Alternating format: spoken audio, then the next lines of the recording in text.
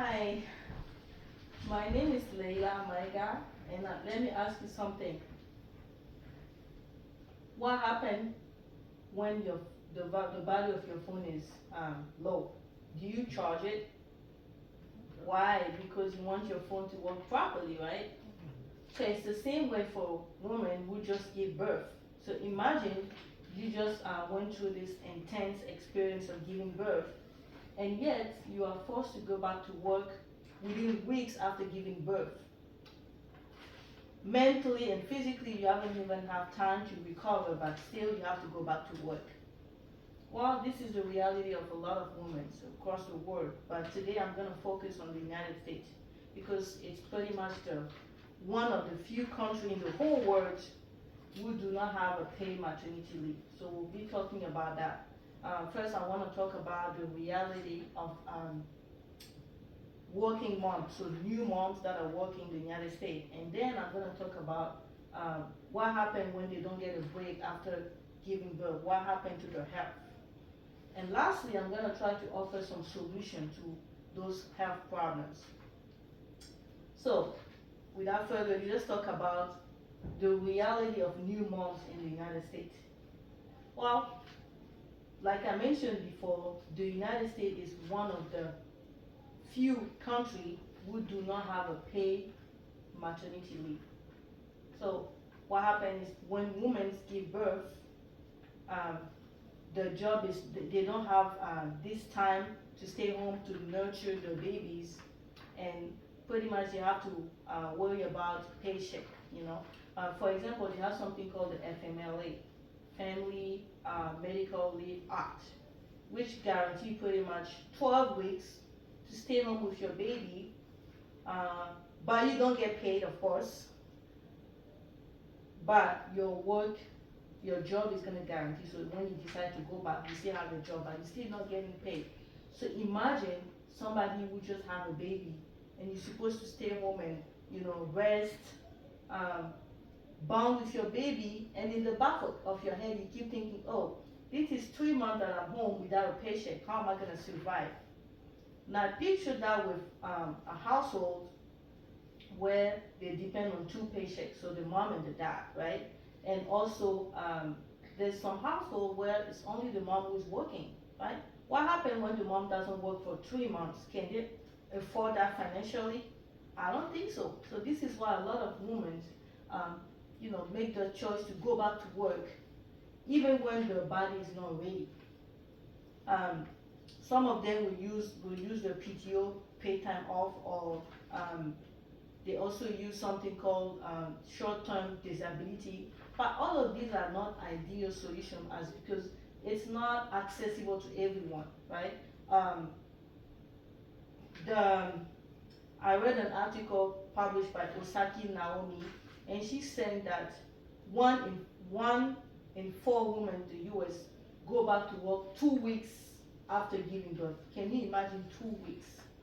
And 73% have no paid leave. So that's more than like the majority. So most of them they don't have that. So they pretty much have to face the choice of going back to work or staying home.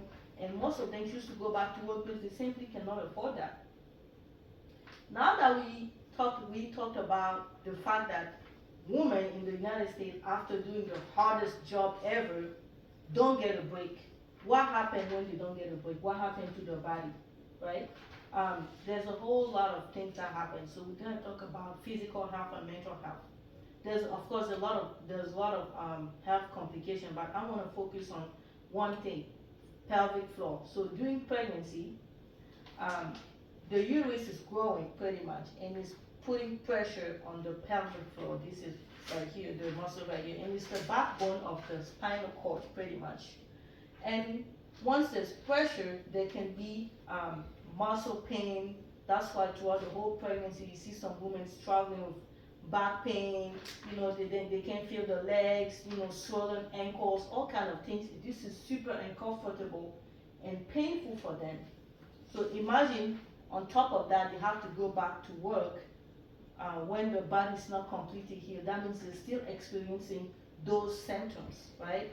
And also the pelvic floor, muscles sometimes can be so weak that it can cause something called incontinence. So a lot of women are struggling with liquid. So imagine you sitting and just you peeing yourself, you know. This is like a serious toll to the quality of life. And if this is left untreated, it can be permanent. So this is why this time after childbirth should be about healing, you know. And also, on top of the physical recovery that they need, they also need mental recovery. So we all know that, you know, during pregnancy and even after, there's a lot of hormonal imbalance, you know. Pretty much the hormonal imbalance affect the brain of the woman. So a lot of women after birth are stressing, they have depression, anxiety, all of that because of those hormones. And the hormones are not back to how they're supposed to be. It takes time, right? So how can we expect a woman to go back to work when she's dealing with that kind of hormonal imbalance? And it's not just about feeling sad or, you know, like depressed. It's more than that. Some serious case of postpartum depression can even lead women to suicide because they have thought about killing themselves, harming the family. So you can see clearly that they are not in condition to be working because they're struggling with mental problems. I was listening to this TED talk.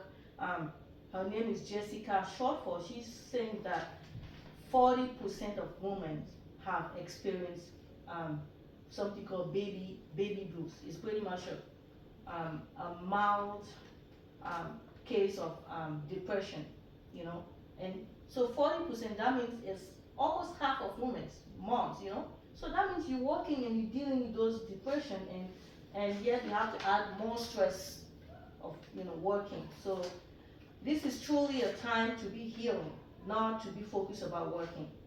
Now, now I'm going to talk about some few solutions because I know that this can be economically maybe not doable. I don't know, but it's just that the fact that I truly believe that the United States should have at least 12 weeks of paid maternity leave.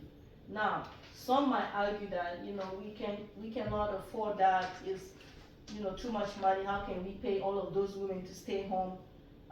Well, I think we should inspire ourselves on how the Social Security benefit work. Right, in the United States they have that, where, you know, some fund are setting aside, and, you know, at some point you get to catch that. Well, we can do the same thing. Right, everybody, you know, when they receive a paycheck, there can be some money taken, you know, on the side for them, and then when women are going through that, we can, you know, use that to support them at least 12 weeks so they can stay home and recover and take care of the baby. I think that's doable. Also, we have taxes, you know. Why don't we take a small amount in the taxes that we take every year and dedicate that for maternity leave so we can pay those women so they can stay home and rest. And not just rest. What am I saying? Heal, right? Because it's all about healing. So to summarize, maternity leave should be a time for healing, recovering, because this is when women are in the most vulnerable stage. And every country, especially the United States, should have that because it's not a luxury, it's a necessity. Like, women are the glue that hold everything together. That's a quotation from Jada Smith. So we should keep that in mind. Thank you so much, people. Thank you. Thank you. Great.